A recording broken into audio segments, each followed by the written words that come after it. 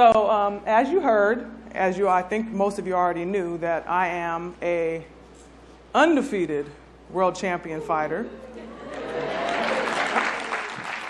You know, it's funny because a lot of people forget that, because ever since I did Dancing with the Stars, that's all I hear about, you know, and like me on Dancing with the Stars, and I'm still bitter about the fact that I didn't win that show, so I don't want to talk about it anymore, no. They're like, do you still watch it? I'm like, no, I don't really keep up with that. But anyway, I just wanted to talk to you today about my journey to health and fitness. You know, I started training to become a professional boxer when I was 18 years old. I saw women's boxing on television for the first time, and instantly I wanted to do it. Most people assume that because my dad's Muhammad Ali, that I grew up in the household and saw my dad fighting and wanted to fight because of him, but that actually wasn't the case.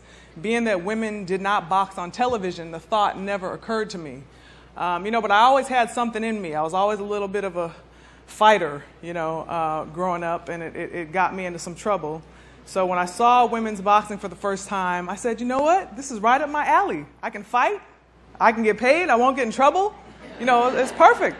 So once I went to the boxing gym to look around and just check it out, I didn't tell anybody that I actually was thinking about fighting professionally, because I knew that everyone was going to look at me and think that I was crazy. Plus, I wanted to see if I had any natural talent, because I definitely didn't want to embarrass my father or my family. So I started training. I was about 20 pounds overweight at the time. Like I said, I didn't work out. I was like the average person. You know, I'd get a gym membership, wouldn't use it, you know, be on a diet one week and then off the next week. So once I went to the gym, I saw that, you know, I did have natural ability and I wanted to go forward with it. I trained for a year.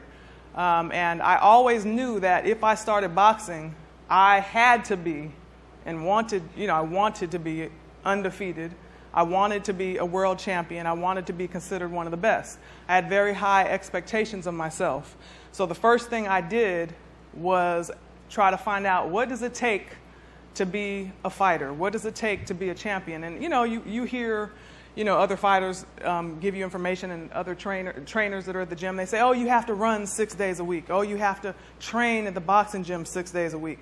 You have to get a lot of rest. You know, you have to, you know, eat right. So I said, okay, I can do that. So, you know, I made a lot of sacrifices. I was eating right, and that was major for me, because I love to eat, like most people do. But, you know, I had to cut back on some of the sweets and all of that. So I did that, but then it got to the point where I was like, okay, that's not enough. You know, that's what all these other fighters in here are doing, and I want to be an elite fighter. You know, I wanted to go for the championship belts. So then I hired a nutritionist. I hired a strength and conditioning coach. You know, the strength and conditioning coach really focused on, you know, my fast twitch muscles and lifting weights the proper way with the proper form, you know, doing things right. That had a tremendous effect just on my quickness and, you know, preventing myself from getting hurt. Also, my nutritionist had me looking at food differently. I started looking at food as fuel, opposed to just, I'm hungry, I want to eat because it tastes good. It was more so, okay, what am I going to eat that's going to give me energy, and that's, you know, going to, well, actually, you know, is what am I going to eat that's going to keep me from adding fat to my body, but also help cut fat from my body. Because in boxing, you want to come in at a certain weight, right? It's all about your weight class and all of that, but you still want to be strong. So there's a balance there. So I learned a lot about health and fitness through boxing. And, you know, a lot of people tend to think that athletes just eat right. And that's not necessarily the case. You know, I know some world champion boxers. I know some Olympic athletes that frequent McDonald's regularly, you know, and being the fact is that they can get away with it because we burn so many calories. So just because you're an athlete doesn't mean that you eat right. There's certain athletes that are going to take it to the next level and are going to do what's best for their health. You know, a lot of times we focus on calories and fat because we're concerned about the way that we look, and we're not really concerned about what's going on inside of our body. So I got a passion for health and fitness and wellness and being the best that I could be as an athlete through boxing. Okay, so needless to say, I became a world champion. I stayed undefeated, and I retired from boxing. I boxed for 10 years. Then I decided I wanted to start a family. I had 2 children. I have a 3-year-old, and I have a 1-year-old. And, it's been harder for me now because when I was fighting, my job was basically to work out. I worked out 3 days a week. I ran in the morning. I went to the gym, the boxing gym in the afternoon, spent another couple of hours there. Then I did weight training in the evening. And the only day that I didn't work out was on Sunday. So obviously, I don't have time to do that anymore. With the kids, there's no need to do it anymore.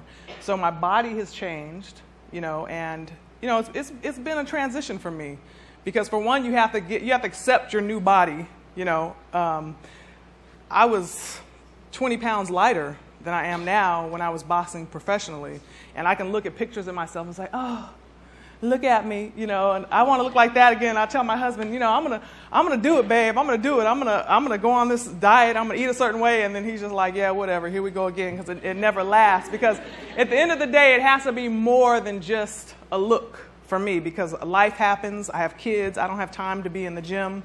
You know what I'm saying? 3 hours a day.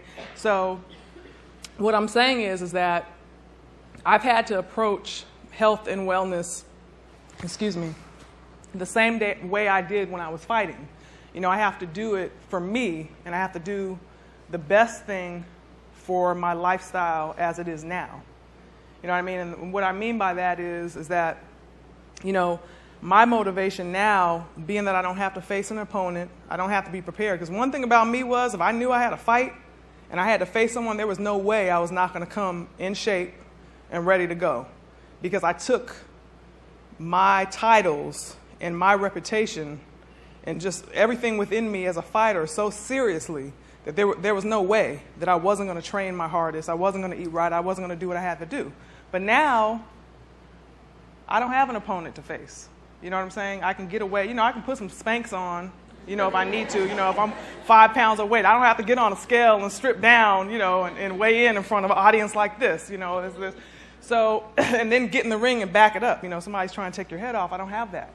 So for me, the challenge has been trying to find a way where I can just stay consistent, and what works for me is just cooking my own food at home, mainly eating lots of vegetables and fruits and lean meats, and trying to eat 5 to 6 small meals a day. Obviously, the obvious we already know is to cut out the junk food and processed food and, sugar and all of that. But I do have a cheat day once a week, where I can eat what I want to eat, because I feel that we all should, because it's what you do 90% of the time that matters most. And like I said, my motivation now is just that I want to be healthy. I want to be the best that I can be. I want to be around for my kids. I want to be an example to my kids, because women normally, let me just say, in most households, if a woman is the man's the head of the household a lot of times, but the woman is the backbone as far as providing for the family, cooking most of the time, grocery shopping. A lot of times, we target women in health, because women are the ones that are going to stay on everybody about their health. I know I do. I'm like, have you been to the doctor lately? Or I'm making sure the kids are doing what they need to do. We're multitasking all the time. So for me, I feel very responsible for taking care of my husband, taking care of my kids, and wanting to be an example for them. So what works for me, like I said, is cooking at home and, taking my vitamins, doing all of that. And I do it just for health, just period. We all know we have a problem here in the United States, right, with obesity, diabetes, high blood pressure. And it's really sad because it's here in the United States. We know so much. We have all of the information, but still we can't seem to get out of this rut. And no matter how many times people hear it, it's like we still don't make the necessary changes for ourselves, and we let food control us, because all of those diseases and problems are preventable for the most part. And I think that, if we would focus more on prevention and taking care of ourselves, then we wouldn't have to be as concerned about our health care issues and worrying about someone having to take care of us once we are sick, because a lot of times it's too late at that point. So I'm always trying to stress the message to people that we can take control of our own health. You have to figure out a way to make it worked for you. You know, everything doesn't work for everybody. A diet plan and a meal plan that works for me may not work for the next person. You know, and we just have to have a goal. We have long-term goals, short-term goals, and taking it day by day, you know. So that's what I'm preaching today, you know, just to take control of your own health, do it for you, you know, and be the change that you want to see.